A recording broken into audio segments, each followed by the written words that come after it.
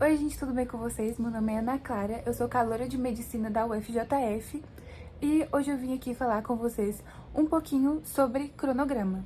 Esse foi um assunto muito pedido por vocês lá no Instagram e hoje eu vim aqui trazer o passo a passo de como fazer um cronograma que funciona para você. Também trouxe alguns exemplos que você pode se basear ou se espelhar neles. Também coloquei a minha sugestão de matérias para serem estudadas ao longo do ano. Uma coisa, pessoal, que a gente precisa entender é que não existe fórmula mágica para aprovação. Não existe fórmula mágica para aprovação, mas existem pontos em comum que todos os aprovados compartilham. E a gente precisa entender que se a gente quer chegar no mesmo lugar que essas pessoas chegaram, a gente vai ter que aprender também o que elas fizeram de correto. Eu considero essas coisas em comum os pilares de um cronograma bom, de um cronograma que vai funcionar. E esses pilares são teoria, revisão, prática e descanso. Então, vamos lá para os passos de como montar um cronograma eficiente. Primeira coisa, antes de tudo isso, você já tem que ter um planejamento prévio, assim, das matérias que você vai ver durante o ano todo, sabe? Pegando, assim, nas disciplinas no geral, quando você vai começar e terminar a matéria. Você ter esse plano de estudo é muito importante. Eu aconselho também que você tenha um controle de matéria, para que você possa anotar ali a matéria que você já viu, né, dentro das disciplinas, e quantas vezes você revisou aquela matéria, para você ter um controle exatamente do seu domínio, de quantas vezes você já viu aquilo. Já que a gente já passou por esse passo prévio, o primeiríssimo passo é você blocar o tempo que é indisponível para o estudo. Vamos supor que você trabalha de manhã, então aquele tempo fica blocado para você não estudar. Então aquele tempo já é eliminado ali da sua rotina como um tempo não produtivo para os estudos. Então depois que você blocar todo esse tempo indisponível que você tem durante o seu dia, a gente vai para o segundo, que é você estimar quantas horas de estudo você tem por dia. Eu falo estudo livre, hora assim, líquida assim de estudo mesmo. Não tô falando de hora de fazer pomodoro, nem nada disso. Tô falando assim de um tempo que você teria disponível na sua agenda para você estudar. Partindo daí, gente, eu já quero avisar uma coisa. Se você não é acostumado a estudar todos os dias por muitas horas, eu não aconselho que você comece com uma carga horária muito pesada. Eu, por exemplo, estudava 8 horas por dia, mas isso era porque eu já estava acostumada. Eu comecei estudando 6 e depois eu fui aumentando. E se você não tem o costume mesmo, você pode começar com 4, depois passar por 6, depois passar por 8. O terceiro passo é você estipular horários de exercício físico e de descanso no seu cronograma. Por quê, gente? A atividade física e o descanso, eles são coisas fora dos estudos que vão impulsionar os seus estudos. Porque vai ser um tempo de descanso para o seu corpo, né, que vai estar ali suando, produzindo endorfina, e também para sua mente. Porque, gente, mente não descansada não aguenta nada. Sobre o tempo de descanso, eu sugiro que vocês deixem, por exemplo, um dia da semana sem estudar, como por exemplo domingo, ou se caso isso não for possível, deixar pelo menos uma parte assim de um dia da semana inteiro para você não estudar. Por exemplo, se você for estudar domingo de manhã, aí você não estuda de tarde e de noite. Mas falando diariamente, eu aconselho deixar pelo menos um período assim de umas 3 horas mínimo para você descansar. Por exemplo, se você estuda de manhã e à tarde, deixa a noite livre para você ter tempo para outros afazeres e também para hobbies, como por exemplo leitura e tudo mais. Isso é super importante para você também não ficar bitolado e não surtar desde o começo. Quarto passo que eu acho importantíssimo é você estabelecer horários fixos para você acordar, dormir e fazer suas refeições principais. Ao fazer isso, gente, criar esse tipo de rotina, com o tempo vai ficando mais automatizado para você fazer as suas tarefas, porque você já vai ter tudo ali pré-definidinho. E tendo uma rotina, fica muito mais fácil seguir as tarefas que você tem que fazer, mesmo em dias mais cansativos, porque você já vai estar acostumado àquilo. Quinto passo, que também é super importante, é que como a gente sabe que esse cronograma ele é individualizado, tem que ter maior incidência na sua carga horária as matérias que você tem dificuldade e as matérias que vão aumentar a sua média no vestibular. Eu tô falando aqui especificamente do Enem, que foi no caso que eu passei, que como eu passei em uma faculdade que tinha média simples, eu estudava matemática muito mais do que as outras matérias. Mas eu também dava prioridade para redação e também dava muita prioridade para natureza, que era o meu calo, que era uma parte que eu ia muito mal. O sexto passo é separar tempo no seu cronograma para listas de revisão, para simulados, também incluir na sua rotina ou separar um horário específico para você fazer flashcards, para você retomar teoricamente a matéria que você já viu. Os flashcards eu sugiro você ver pelo menos 30 minutos diariamente. E o último passo aqui agora, gente, é basicamente você começar pelas matérias que você tem mais dificuldade.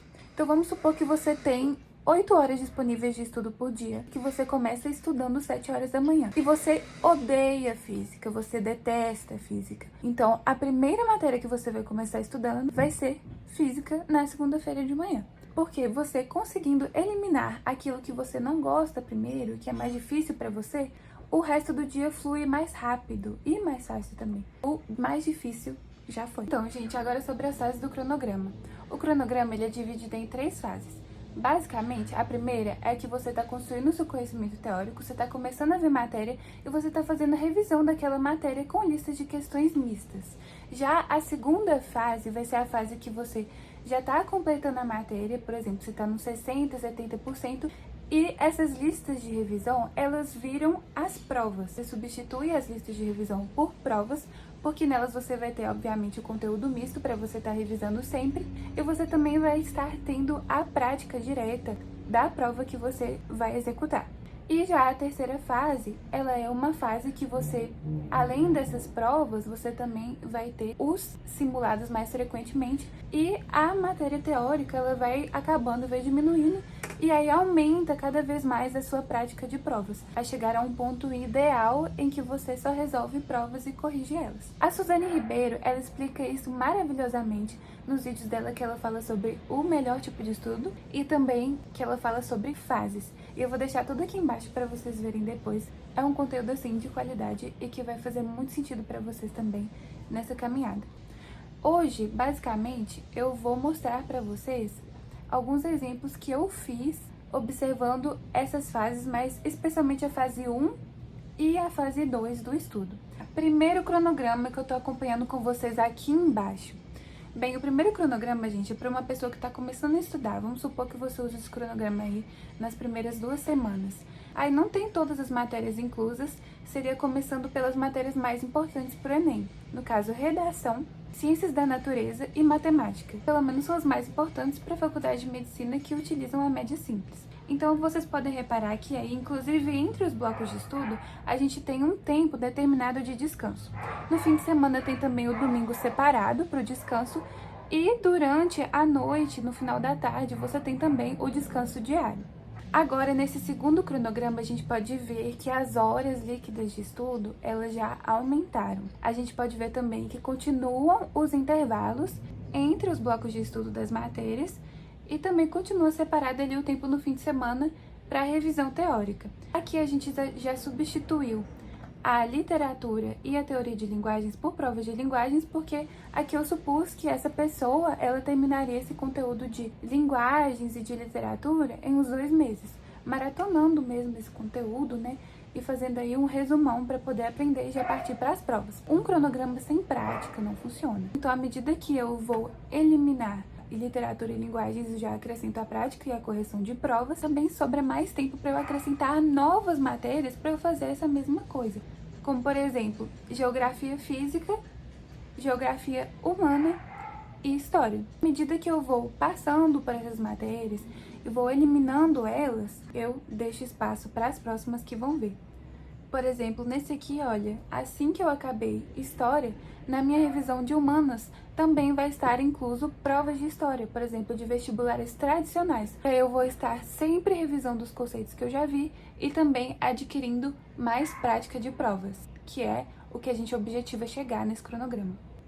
Agora, já nesse último cronograma que eu mostrei aqui para vocês sobre estudo em casa, a gente pode ver que à medida que você vai eliminando as matérias e o tempo vai passando e você também vai vendo mais conteúdos naquelas que são mais extensas, você também vai inserindo as provas. Então aqui, esse seria o cronograma final ideal, assim, mais ou menos dessa fase 2, que é você ter resolução de provas e juntamente com a resolução de provas também tem a prática e correção de simulados. Prestem muito bem atenção aqui que sempre tem um horário separado para correção e aprofundamento. Porque, gente, não existe aprovação sem correção de erros, sem ajustes na sua resolução. Então isso é super importante. Não somente o tempo de simulado e o tempo de provas, mas também o tempo de correção e aprofundamento nos assuntos que você errou e que você não domina. Então, gente, todos esses exemplos aqui, eles seriam para pessoas que estão estudando em casa. Agora, algumas observações para quem estuda ou em escola ou em cursinho presencial. Gente, se você viu aula de um assunto, por exemplo, seria uma aula que uma pessoa em casa veria no YouTube ou veria na plataforma do cursinho, você tem que fazer exercício depois dessa aula. Então, no seu cronograma, você tem que incluir um tempo de estudo do dia, tempo que você vai separar para fazer de 15 a 20 questões do assunto que você viu durante suas aulas. Isso é importantíssimo para você fixar o conteúdo do dia e simplesmente não esquecer e descartar ele. Segunda coisa, não negligenciar listas de revisão e flashcards. Você pode incluir, inclusive, esse tempo de flashcards no seu estudo do dia para você produzir e fazer eles também. É muito importante essa questão da revisão diária. E outra coisa, a lista de revisão você pode jogar no começo para o fim de semana, como eu vou mostrar num cronograma que eu fiz de exemplo para vocês. E outra coisa, seguir também a progressão da matéria e substituir as listas de revisão por provas. Não dá, gente, para ficar o ano todo fazendo lista de revisão e nunca partir para as provas. Mesmo que você tenha aulas durante o ano inteiro, você vai ter que começar a fazer provas, se você quiser passar. Isso lembrando que é a partir, assim, de você já ter visto uns 65%, 70% da matéria. Aí você pode pegar e substituir essas listas sortidas pelas provas, porque, igual eu já mencionei anteriormente, as provas, elas basicamente têm todos os conteúdos misturados, igual uma lista sortida.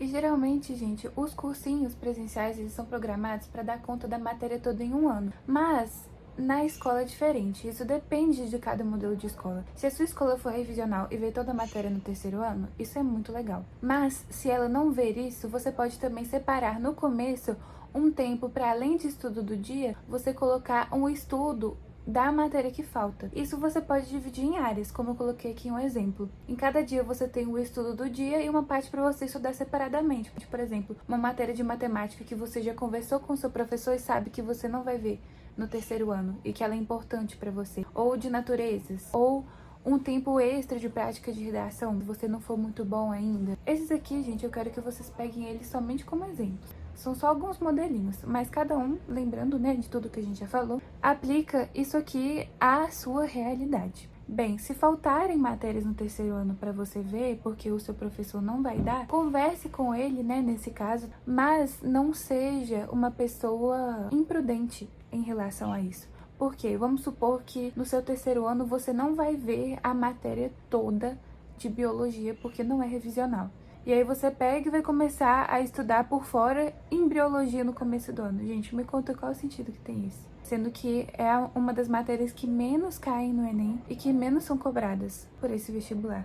Então, assim, priorizar, né, dentro dessas matérias que você não vai ver na sua escola, ver por fora as que têm maior incidência primeiro, para você conseguir revisá-las mais ao longo do tempo e também porque elas vão te dar uma base melhor para você conseguir começar a fazer as provas o mais rápido possível. Vou deixar aqui, gente, na tela, para quem está estudando em casa, a minha ordem sugerida de conteúdos. Lembrando que isso vai de cada um, aconselho vocês também a verem os vídeos que eu vou deixar aqui na descrição para vocês montarem o que for mais aprazível para vocês. Mas essa aqui é a minha ordem. Vocês podem printar e salvar também. E é isso, pessoal. Espero que vocês tenham gostado. Espero que esse vídeo tenha ajudado vocês. Muitíssimo obrigada por assistir e vejo vocês na próxima.